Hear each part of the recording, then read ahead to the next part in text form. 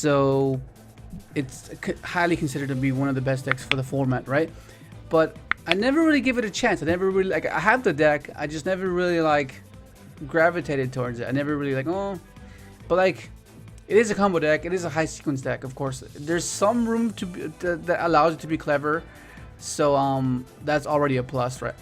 I don't know why he used conductor there. Like, use conductor.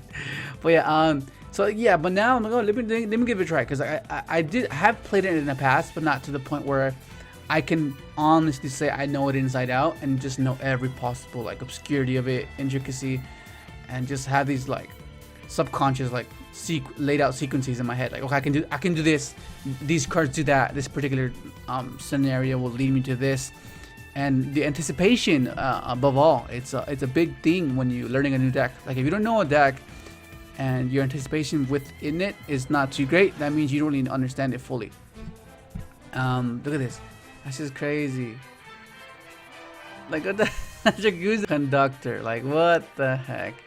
But yeah, it's not too standard. I mean, of course, it just ends up as being like, you just need dragons, right? Just get dragons on board and attempt to sequence off, right? Like this thing. Look, this is cool. I just printed something back to Dark Worm, and then you can just have like your, you know, I like all these sequences were most likely gonna be suboptimal because I'm not really familiar with the deck. So like, some of these plays might not be the most optimal. Look at that. Look at that. How cool is that, dude? That's so freaking cool. But yeah, like I'm just learning the deck, right? I'm still trying to figure it out. Like, because there's the standard plays that are very like, okay, these are the basic combos, the basic plays. But I want to get to know it further than that. I want to be able to just subconsciously know the sequencing like the back of my hand, and that's how you know. And that's how you get better with the deck. He shifted me. Like, what am I gonna do? Just pass. Like, there's no point. Like, let's hope for the best. And ends up he's playing Guru, and oh yeah, this is post game one. This is post side. So it's game 2 or 3. I can't remember. But yeah, I wanted to show this because this was pretty cool. Because it's like, oh damn, it's so freaking cool what you can do if you could like out clever your opponent. Because that's like Yu-Gi-Oh! Fundamentals 101, right? Like being able to outplay your opponent, out clever them, and it's just so fulfilling when you do it. Especially when you like doing it with a deck that you don't really know, you're not really familiar with. And I just try to twist with the back row because like, what was that back row? I mean, it didn't really matter if like, I'm not sure why he imprimed this. I mean, I guess he doesn't want me to have. I'm not sure if he's too familiar with the Dragon Link. I'm assuming he is because like he just did shifter, like shotgun shifter. But like even then, I had enough to like go off. Like I could still have like plays to do it. Look at that. Look at that. So cool. Just to trigger the Brotor, I needed to just get Livy on the field. Shuffle the card in his hand. Just minimize the card count that he might have. Look at this. This is so cool. Look at that. So like I said, if some of these sequences are not or might not be like the best, bear with me, please. Bear with me. I'm still learning it.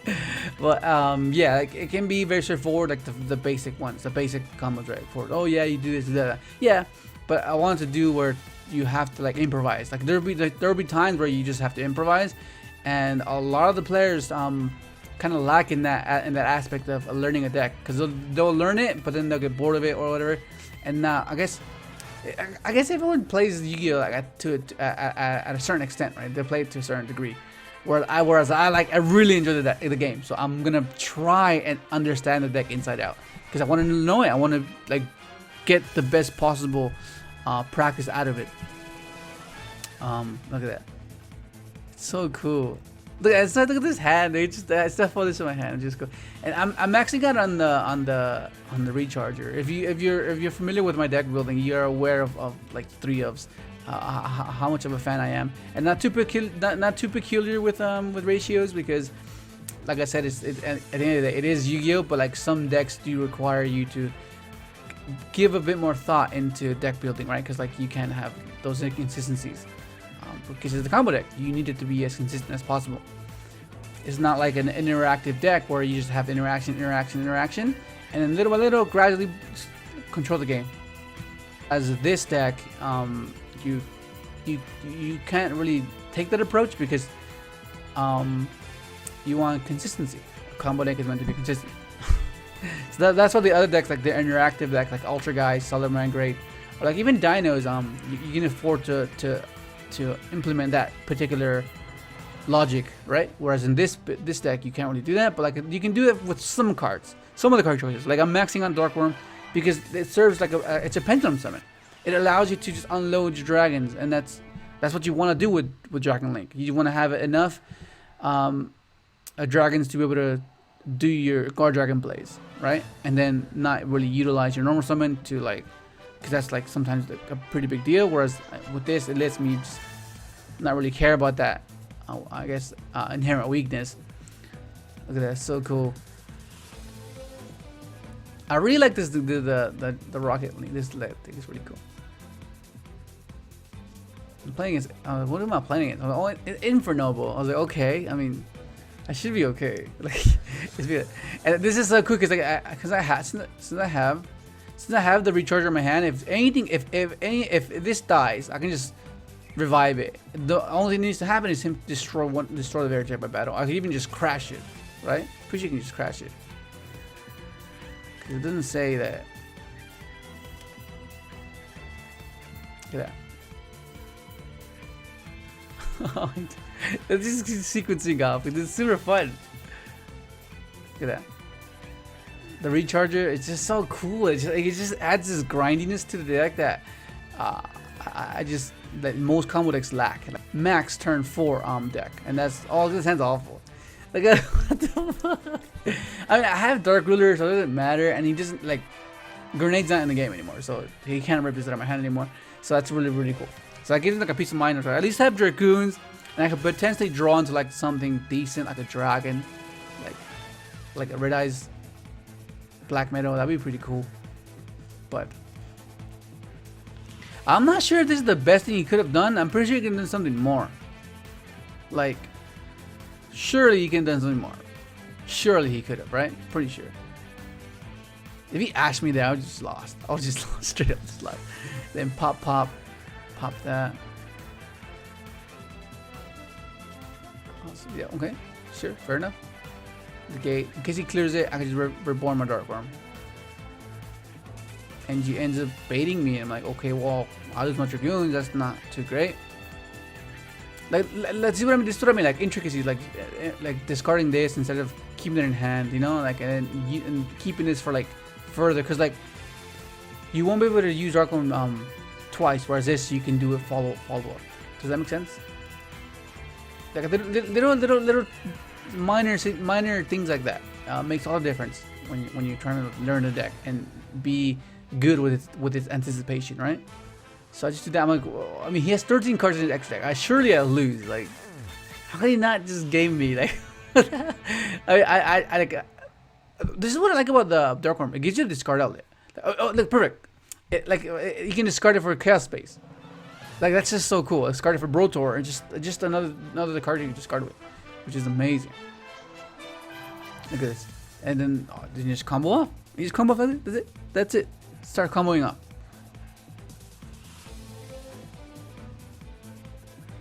Yeah. But just keep in mind, bear with me. Some of these sequences might not be the best, might not be the most optimal, because I'm still learning. So give me a break. Yeah, I've seen people not play this anymore, Hulk. But I felt like, I don't know, I'm just trying it out, see how, I guess, the style of it, seeing how I develop my subconscious sequencing, like just be able to, you know, negates. Well, I have to bounce my guy, which is cool. Brotor, discard that. Add Levy, like, oh, well, I mean, he baited my Dragoon, so like, do I just lose now? Like, well, what happens now? Like, surely he could do something else. Like, I'm like, it's like, I'm not too sure how good Inferno is now though. Like, I don't know. Couldn't he just done like a Hulk play, and then like, I don't know, and then it ends on that. I'm like, well, this is over. So here's the deck list. Okay, so it's not very standard, and it's just very okay. Just I want to see what the deck can do. I want to see like how my theory, my logic behind it, like, because that's what it comes down to, right? Like you put it there. You play a deck, and then you play to your style, to your logic, to your theory crafting, right? Of course, you already have a blueprint out there that's meant to work and meant to function, right?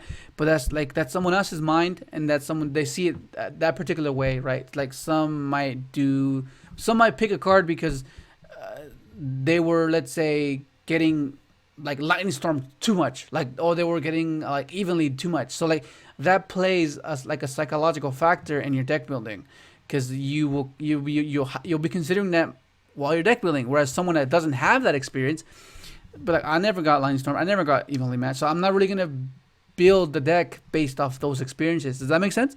And that's just basically what I'm doing. It's just trying out, see what I like, see what I don't like.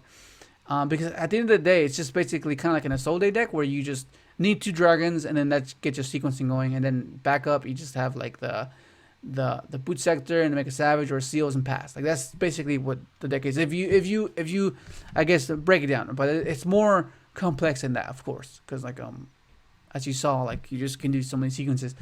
But this is what I've been testing, because it has to change, because you can't just have no interactions. That was the deck. That was just the deck's freestyling. Like let's see what it can do. Okay, am I comfortable with this lineup of cards? Okay, yeah, it's pretty cool. But now whether it has to be a 40 card build, which is majority of the player base is just fixated on that. Like you just want to play 40. Like I don't really mind. I don't really mind going above 40. I'm not really too fussed about it. But there has to be some logic for it to make sense to go above 40, right? But yeah, like I said, some people are not playing this because they don't play it. They're just playing the synchro, right? So you can make dragoons that way. So I might try that as well, because it is a synchro at the end of the day. So I might try and test it. But I'm just testing it out. Still fairly new, but I want to just see what I can do. But I really like this though. I don't know.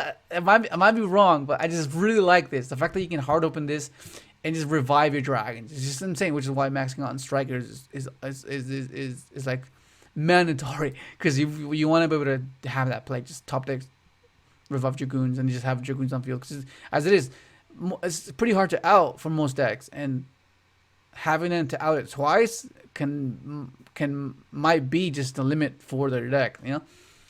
But still testing, gonna try it out.